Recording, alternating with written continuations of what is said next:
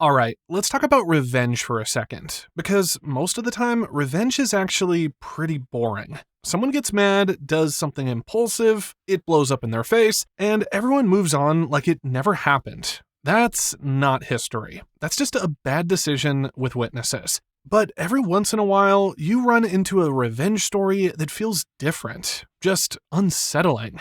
The kind where nothing seems to be happening at all. Years pass, sometimes decades. The person who caused the damage builds a life, settles in, gets comfortable, and eventually stops looking over their shoulder.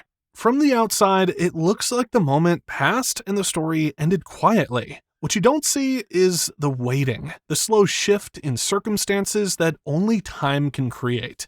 Because in some of the coldest revenge stories in history, the most important part is what doesn't happen at the beginning.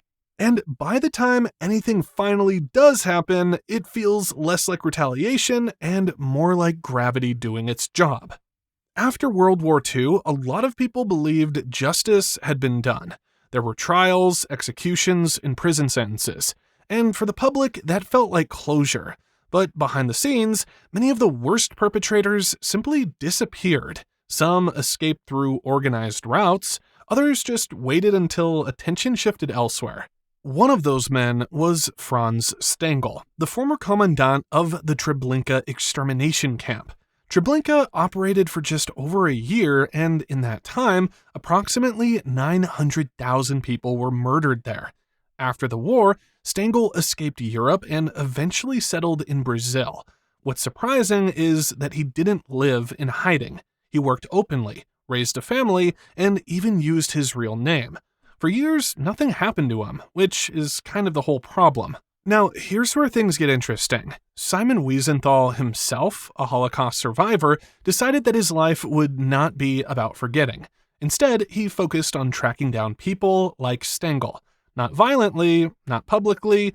He worked with files, testimonies, old records, and witness accounts that most governments weren't interested in chasing anymore. This wasn't quick work. Wiesenthal supported himself through odd jobs and donations while maintaining files that most governments had already abandoned. He spent decades following leads that went nowhere, revisiting old testimonies and piecing together information from people who barely remembered the details themselves. Meanwhile, Stengel grew older and more comfortable, assuming that time had protected him. And that assumption turned out to be the mistake. Once Wiesenthal confirmed Stengel's location beyond any doubt, he quietly passed the information to German authorities. No confrontation, just documents moving from one desk to another.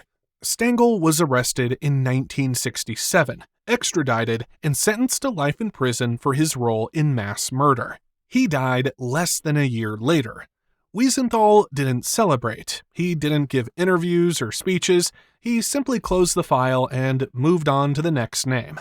The revenge here wasn't personal in the traditional sense. It was about letting someone believe they were safe, only to prove that time doesn't erase responsibility. Now, let's go much further back, because this idea of delayed revenge is not modern at all. In ancient China, King Gojian of the state of Yue was defeated in war and captured by a rival kingdom. Normally, that would have meant execution. Instead, his enemy chose something more degrading. Gojian was kept alive and forced into servitude. Not symbolic servitude, actual labor. Cleaning stables, following orders, living under constant supervision. The goal was to break him to the point where nobody would ever take him seriously again. This went on for years. He followed orders, showed humility, and slowly convinced his captors that he was no longer a threat. Eventually, they let him go. Okay, so you might think this is where revenge would happen, right? It didn't. Instead, Gojian returned home and focused on rebuilding his kingdom. Historical records say he deliberately kept reminders of his humiliation close to him, including sleeping on rough bedding and tasting bitter herbs regularly. Years passed. His army grew stronger, his economy stabilized. His former enemy grew comfortable.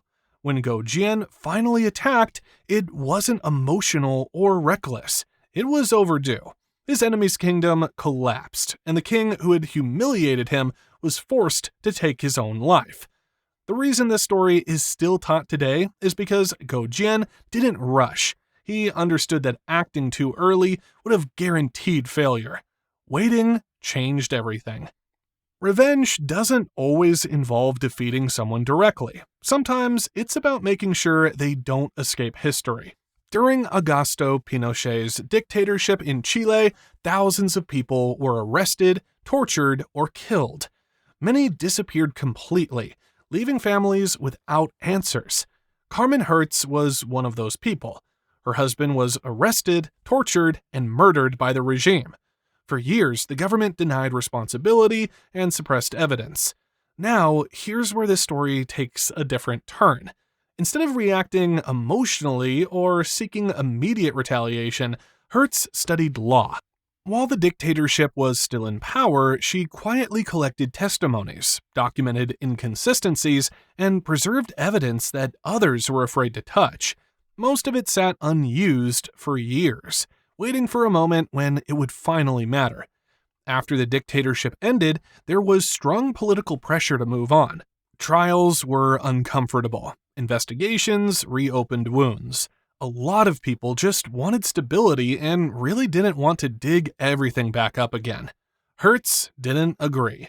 She continued pushing cases forward, forcing attention back onto crimes that were meant to be forgotten.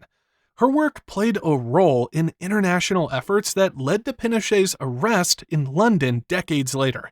Pinochet never fully served a sentence due to health concerns, but his image as a strong, untouchable leader did not survive scrutiny. And in cases like this, destroying the myth can matter as much as punishment. One of the clearest examples of delayed revenge comes from early 18th century Japan, and it's remembered not because of violence alone, but because of how carefully time was used. The story begins when a noble lord was ordered to commit ritual suicide after a political dispute at court.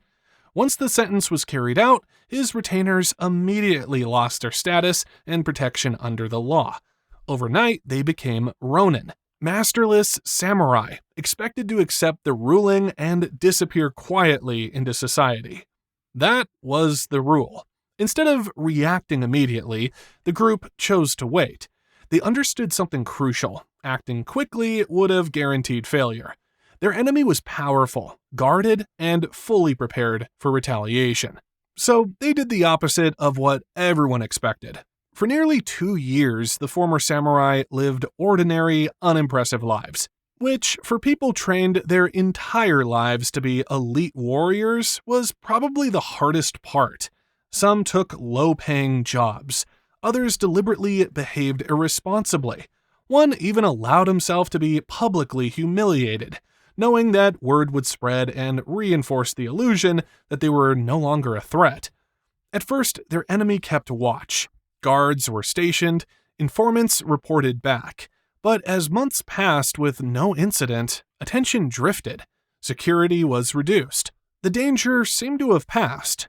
That moment of comfort was the turning point. When the Ronin finally acted, the attack was swift and coordinated. They killed the official responsible for their lord's death and carried his head to their former master's grave. The act was symbolic, deliberate, and very carefully planned. What happened next mattered just as much. They didn't flee. They surrendered, fully aware of the consequences. They were sentenced to death, but in a form considered honorable, transforming the act from simple revenge into a statement about loyalty and patience. The reason this story still matters is simple. The revenge only worked because they waited long enough for everyone to stop watching. This same pattern shows up in modern life, especially in professional and academic settings where power is uneven. When someone's work is taken or their career is quietly damaged by someone higher up, responding immediately often makes things worse. So instead of confronting the situation, many people document it. They keep drafts, emails, timestamps, and internal records, often without any immediate plan to use them. Nothing happens publicly for years. To outsiders, it looks like the person has moved on and forgotten the whole thing. Sometimes it's an email chain saved quietly. Sometimes it's a research draft with timestamps no one thought would matter later. Then, much later, when the person responsible reaches a high-profile position, the evidence appears through formal channels. Investigations follow, careers unravel, reputations collapse, years later, without warning. When you line all of these stories up, a pattern starts to show. Time changes the situation more than anything else. Power moves, attention fades, and things that once felt locked in place start to loosen. Acting right away usually helps the person who already has the upper hand. Waiting gives everything else room to change. Information builds up, positions shift, the balance stops looking the same as it did at the start. That's why this kind of revenge feels uncomfortable to watch. It doesn't arrive with a big moment or a clear signal. It just settles into place, step by step, until it becomes obvious that the ending has been forming for a long time. By the time anyone notices, there isn't much left to react to. If slow burn history like this is your thing, stick around, subscribe, and let us know which story you think took the longest to finally catch up.